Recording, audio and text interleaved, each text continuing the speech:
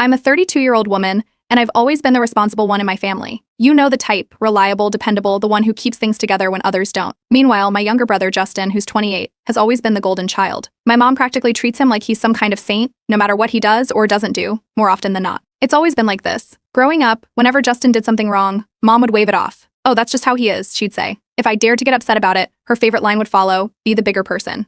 That phrase became her go-to solution for everything, no matter how unfair the situation was. At first, I thought that's just how families worked, but over the years, it became clear Justin could do no wrong in her eyes. The breaking point came a couple of weeks ago at a family dinner. It started off fine, small talk, laughter, the usual. Then, out of nowhere, Justin made a comment about how I overthink everything. It wasn't just the words, it was the way he said it, loud enough for everyone to hear, with that smug grin he always gets when he knows he's getting under my skin. The room went quiet for a moment, and I felt everyone's eyes on me. My cheeks burned, but I bit my tongue like I always do. That wasn't the first time Justin had embarrassed me in front of others. He has a long history of crossing lines. When we were kids, he once ruined a school science project I'd worked on for weeks, just because he was bored. Mom's response? He's just a kid. Let it go. As adults, he's taken it even further. A couple of years ago, he accidentally let slip about a job interview I was keeping private.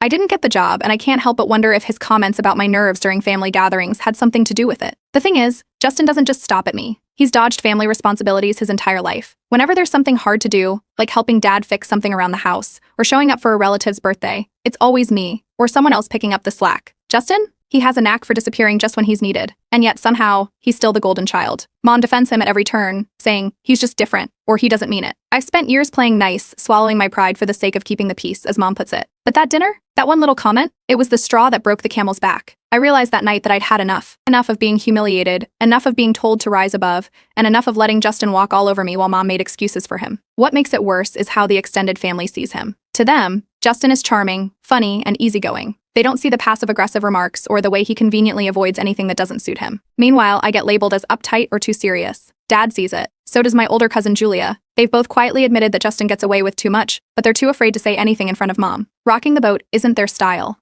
The tipping point that night wasn't just Justin's comment. It was what Mom said afterward. I had barely managed to laugh it off when she leaned over and said, "Come on, you're the bigger person here. Let it go."